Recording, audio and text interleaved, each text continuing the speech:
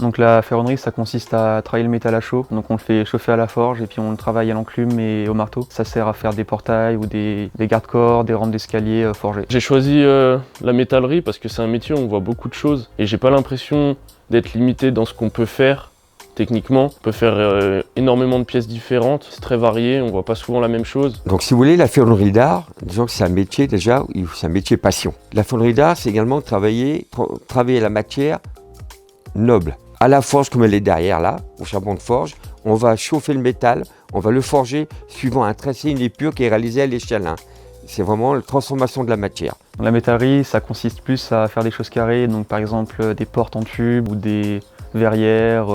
On assemble les ouvrages par la soudure ou ce qu'on appelle un assemblage mécanique, donc avec des vis. On fait beaucoup de pièces différentes, que ce soit des escaliers, des garde-corps. On a déjà aussi fait des arches pour mettre dans un jardin avec une cloche centrale. On peut aussi faire des pièces pour les agriculteurs. On fait aussi de la ferronnerie, tout ce qui est à la forge. J'ai trouvé la métallerie dans un salon de l'apprentissage, donc ça m'a intéressé, donc j'ai fait des stages en 3e. Puis après je me suis lancé dans l'apprentissage en métallerie du coup. J'ai fait plusieurs entreprises et j'ai trouvé Fred l'an passé. J'ai découvert le métier via internet, ça m'a plu. Donc décidé en 4e de faire un stage volontaire. Et ensuite en 3e, le stage obligatoire, je l'ai aussi fait à l'atelier. Et j'ai par la suite demandé à Frédéric s'il pouvait me prendre en apprentissage. J'aime l'apprentissage parce que c'est pas que j'aimais pas l'école, mais je préférais faire quelque chose de concret. Avec mes mains, de créer des choses. Je pense que l'alternance, donc faire un peu d'atelier, un peu d'école, c'est ce qui me convenait le plus. Donc je me suis lancé là-dedans et puis ça m'a plu. Pour ma part, transmettre le métier aux apprentis, c'est déjà leur transmettre les bases du métier. Donc savoir lire un plan, savoir débiter l'acier à la bonne dimension, ébavurer pour ne pas se couper, redresser le métal parce que quand on l'a, il est tordu. Tous ces éléments de base du métier sont primordiaux pour qu'ils puissent avoir les bons éléments, les bons atouts. Je conseillerais à des amis de venir dans le BTP et en métallerie, puisque c'est un métier où on a des contraintes à respecter, on est souvent avec des adultes, il faut avoir une vision large de ce qu'on fait pour s'adapter aux autres artisans, aux demandes des clients, aux délais. Et toutes ces responsabilités, ça fait mûrir vite.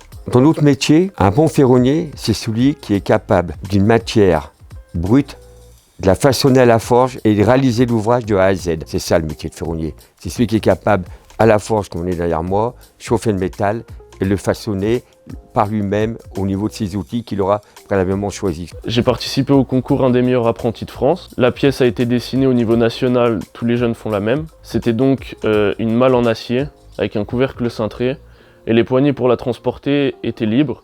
J'ai donc pu les designer et les faire à ma guise. Ensuite, ma malle a été envoyée à Lyon pour être jugée au niveau de la région. Et selon la note qu'on m'a attribuée par rapport à un barème donné, je pouvais participer au concours au niveau de la région. Et ensuite, encore une fois, au niveau national, où j'ai pu y avoir une médaille d'or. J'ai fait une rampe d'escalier en forme d'arbre. Donc on a dû forger les branches, les chauffer, leur donner la forme qu'on voulait. Ça touche plus la ferronnerie. Et sinon j'ai fait un escalier, donc ça c'est plus la métallerie. On travaille avec des tubes, on les coupe à un certain angle. Les marches elles sont en tôle pliée, on les soude. Ce qui est important, c'est que dans le métier du bâtiment, on aura toujours besoin des hommes et des femmes manuels. Donc si les jeunes veulent venir vers ces métiers, il faut les encourager.